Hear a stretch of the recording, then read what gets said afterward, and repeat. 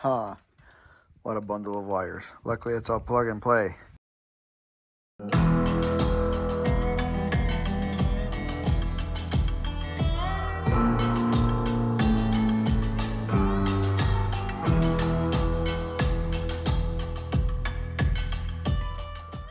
I got this Chinese bunk heater a long time ago. It's actually been in my storage shed for, oh God, I don't know how long. Probably 7 or 8 years.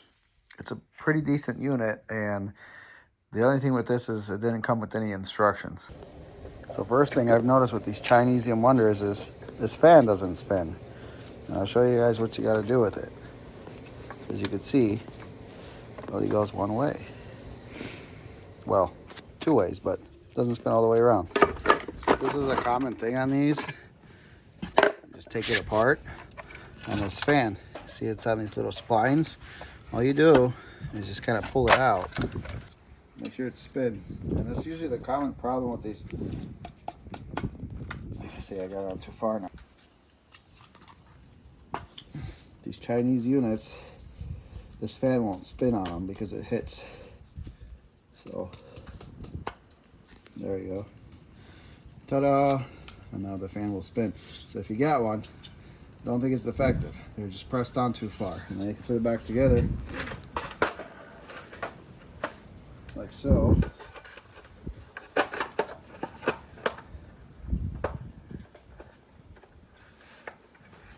Top cover on.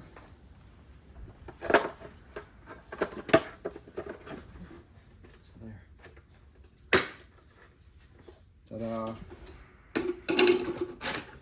This is your exhaust pipe. This is your intake pipe. And this is your discharge pipe that hooks to here. And this is your little vent you gotta drill a hole for. So we got a bunch of parts, fuel pump. And we just gotta cut some holes in our nice new truck. And get it all installed. So yes, shouldn't take too long. This all looks intimidating, but it's really fairly easy. And since we already have our inverter with 12 volt power going to from our batteries, this is all we need to hook up. It's ground, 12 volt, which we already have in the sleeper because our inverter's there. So we won't have to run all these lines. And then we'll zip tie this all nice out of the way. And ta-da! We got our fuel line. Got our stuff over here with zip ties. Got our controller. It even has a remote. What? So, yep.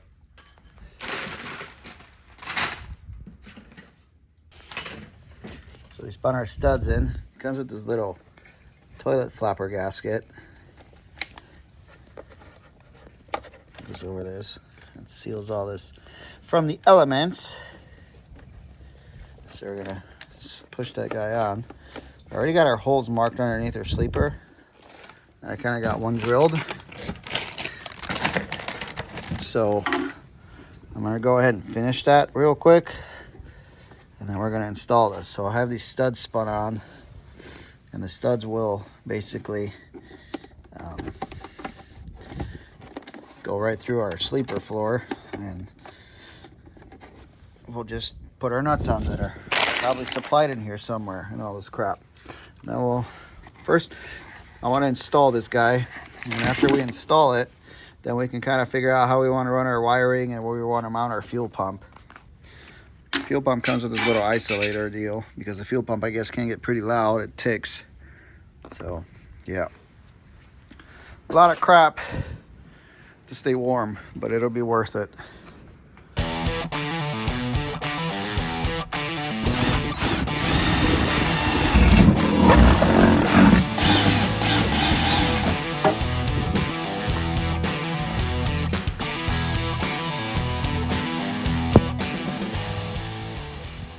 Do a little bit more trimming over there on that side, and it should pop in, or maybe we can move it and it should pop in, but that's the only thing that I think is holding us up right now. Should be good. And just like that, we are installed. Heater's in. So now we're gonna go underneath And we're gonna what are we gonna do? I don't know what we're gonna do. Well, we're gonna put our nuts on it. Our nuts and washers. I'm gonna tighten her down, and that'll be it. So now that's installed. And we're just gonna figure out some routing of wiring and stuff like that. And yeah, we're doing good.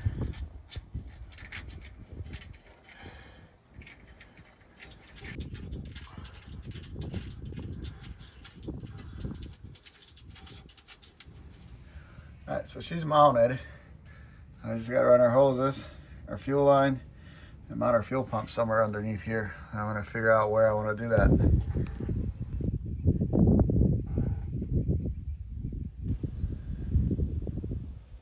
This truck's got an APU prep. So this is fuel supply. You see this? These are fuel lines. It's like, what is this stuff? This is fuel return.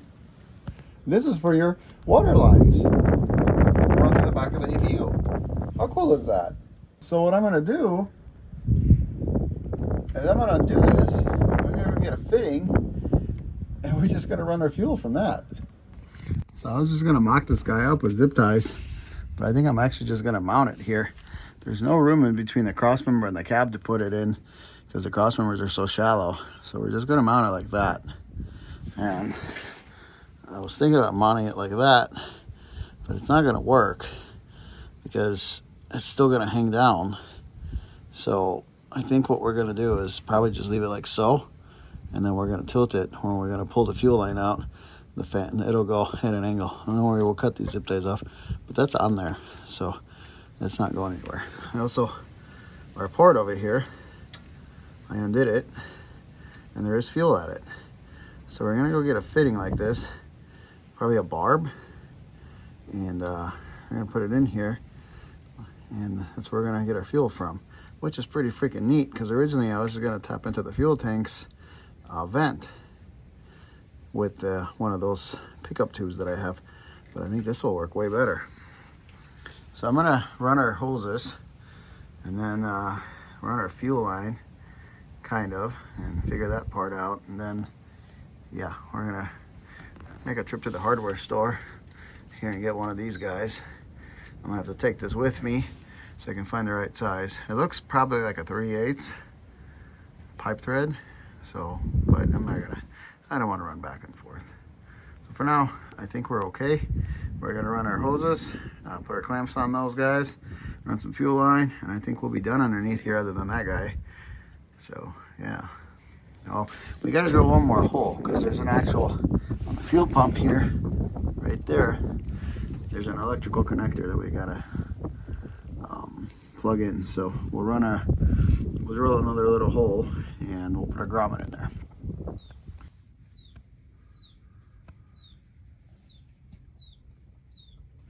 All right, so we got our exhaust ran. That's the exhaust. It's a metal pipe. We got our fuel line on, and we got our clamp on up there. And now we're gonna run the rest of it out to the pump.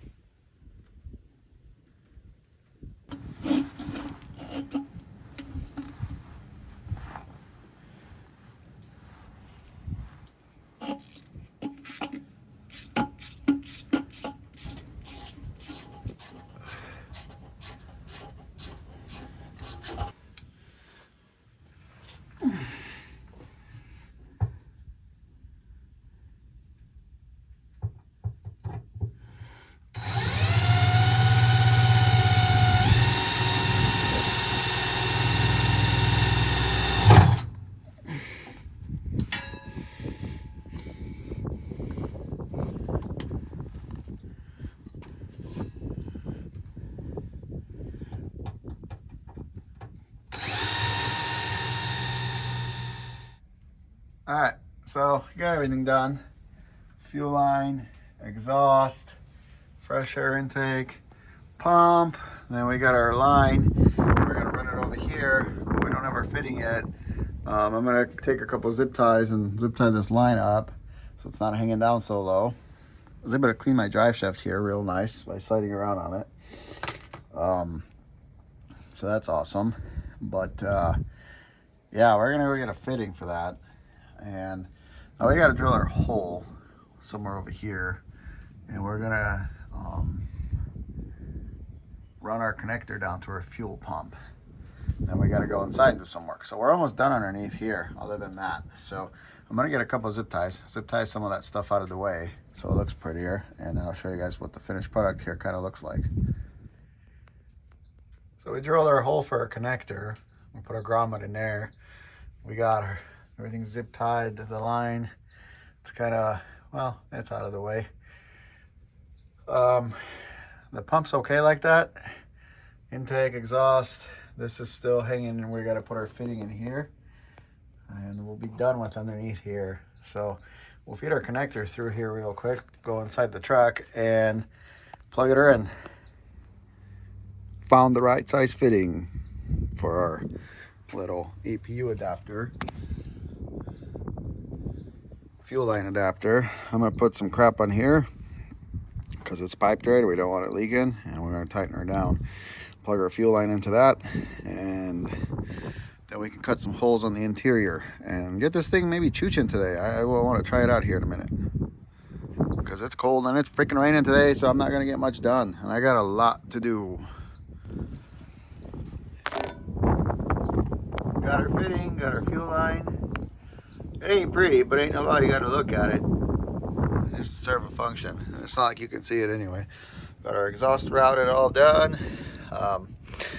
This is gonna get changed because I'm gonna put an APU on this truck eventually when spring comes and we're in Wisconsin. So it's gonna be routed a little bit different and teed up. But for now, I just want to get this guy working. So we're all done underneath there, and hopefully that fuel pump's routed the right way, so we don't have to reverse the lines, so it can suck, not push.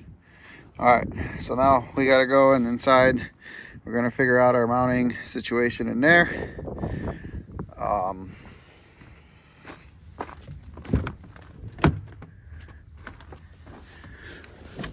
We got this fella here. I had to go buy this. I don't have a hole saw this size. I have slightly bigger, 4 1/4 or 4 1/2, and this fits perfectly on here. So got to drill a hole under the bunk. Put this guy in, connect our vent, and then all we have to do is just hook up some power and plug in our controller, and I think we'll be in business. So I got this panel apart, and I'm thinking that we're just gonna mount this guy kind of up here, and really all it needs is a hole for this, because this is like a backing plate that comes off, and just drill it with some mounting screws. But I put it up here. I think it'll be best, because then when I put the tri-pack controller, I'll put it like over here. So I think that'll be the best bet. I gotta watch a video on how to freaking set this guy up though, because there's like a priming feature on it and a bunch of other stuff, and this comes with no instructions, because we've had this for like 6, 7, or 8 years laying there in the shed. Probably one of the first ones we bought, Chinese ones. So but let me feed this through the back, this harness, and that way it's at least back here. And then I could just plug it in maybe. What do you say? So let's do it.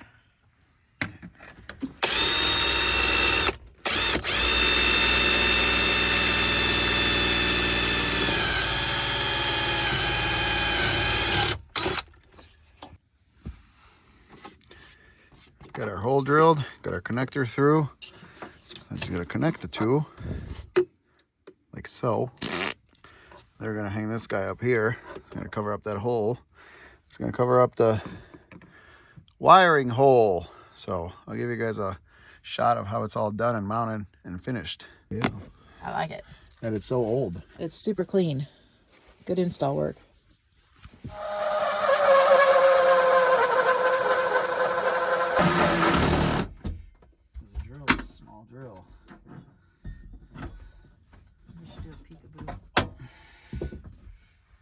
Peekaboo. Got our vent mounted. Now we're gonna attach our hose to it.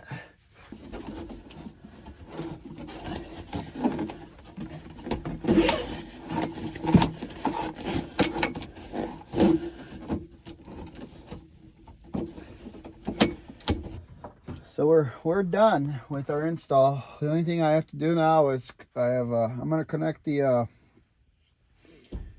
I'm gonna clean up some of the wiring that's back there first, but I'm gonna connect our 12 volt and the ground right there to the inverter actually, because it's just getting power. All it needs is power, so I'm just gonna hook it right there. I'm not gonna run it underneath the truck straight to the batteries, because that's literally the batteries. It's the last piece right here. Oh yeah, I wanted to say, why did I put the vent up here and not lower? Well, there's a vent right below it that crosses over to here, and so I couldn't go any lower. It's a factory vent. So this works though. I think it'll work just fine. Put our cover on. This will turn, so directing air whichever way you want it to go. We'll plane it up for now. Our duct's in here. Still got all this space. Put the box back in it. Here. This box of unnecessary things, because we don't use the air fryer in this microwave. We do not. But hey, they're there if you want it. Storage. This is on pretty good. It's not going anywhere. I still have to get a grommet for over there. Spare parts. All right, so our fuse here, fuse holder. I gotta unravel this a little bit. Anyway, we got our electrical connectors made up, and they're just gonna go right here, ground and power. So we're gonna hook them up real quick here, and we're done with our install, other than cleaning up. Oh, I guess it's powered up. So I guess to prime this, you hold these two, and then that's on. And now we hear the pump running. So I guess we'll go outside and see if we see any fuel.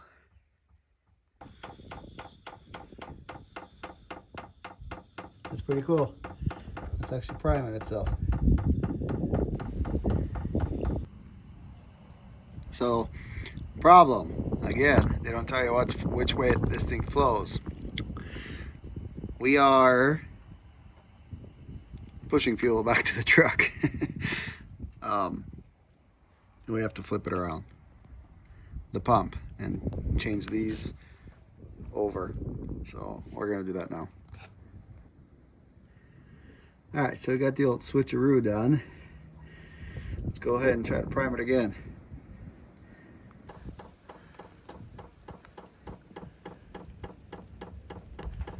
Looks like now she's trying to suck some fuel.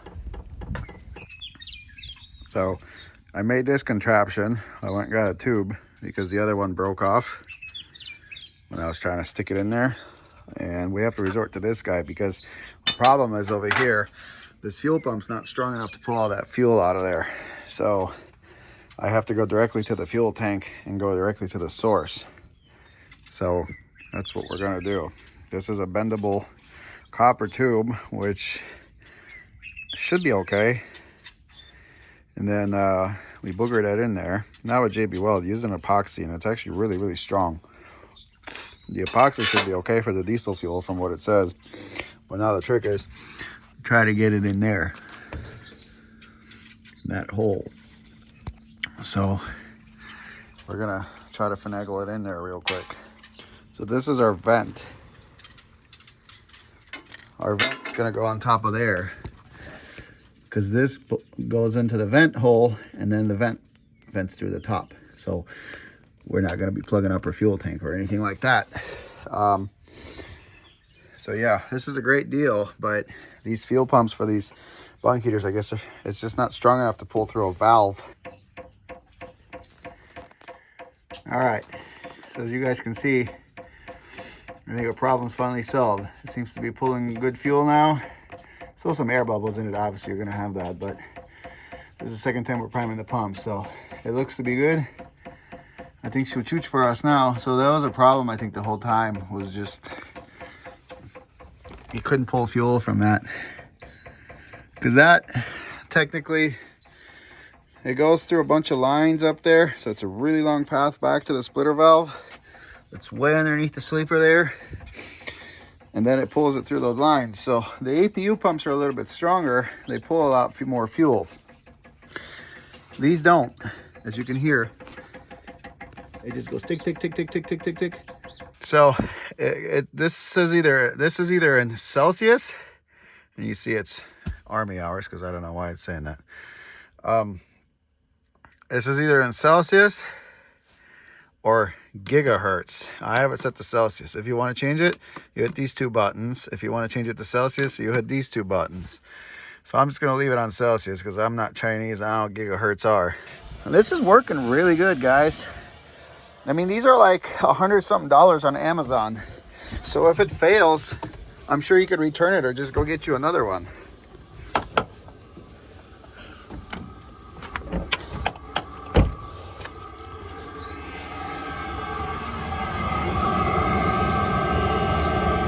It's definitely stinky underneath there.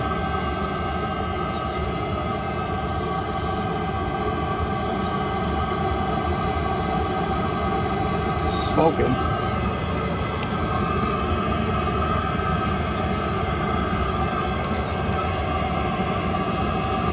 Oh, we gotta turn that off. So again, they mislabeled us. And the intake is the exhaust, and the exhaust is the intake. So I have to change this tube around. And that is the intake right now. So that's freaking awesome. But again, you get what you pay for. I was one of the first people to buy one of these. So it's kind of hard to not screw it up if you don't know what's what when it's marked. Everything I saw in lines was saying that the intake is over there and the exhaust is this, so that's why I hooked it up like so, because you get absolutely no instructions with this. Good thing we didn't burn this guy down. It's just burning the paint off of it. But right now that's set up as our intake, which that's supposed to be our exhaust because that's a freaking metal pipe. So yeah, we're gonna change some routing around, I guess, with these lines, because the way the fuel lines are ran right now, it's gonna melt them. Well, that sucks. That's more work for me. Well, we got that remedied. So if you put one of these in, the port that's open next to the fuel line, which makes more sense, is the intake. The exhaust is further away from the fuel line entrance to the heater. So yeah, that makes a lot more sense, wouldn't it? Pick it up, pick it up, pick it up, pick it up. You see the drip, yeah, I'm fitted up. Hop in my car and the giddy up. Secure the bag, yeah, I get the bus. Pick it up, pick it up, pick it up. You see the drip, yeah, I'm fitted up. Hop in my car and the giddy up. Secure the bag, yeah, I get the bus. Pick it up, pick it up, pick it up. Ooh, I've been on the flex since flex zone.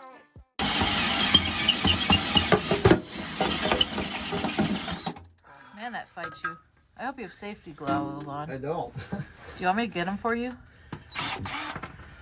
Don't need metal in your eyes. I just squint like Leonardo DiCaprio. How do you get the sparks from going in your eyes without that meme? It's like, how do you grind without sparks going in your eyes without a face shield?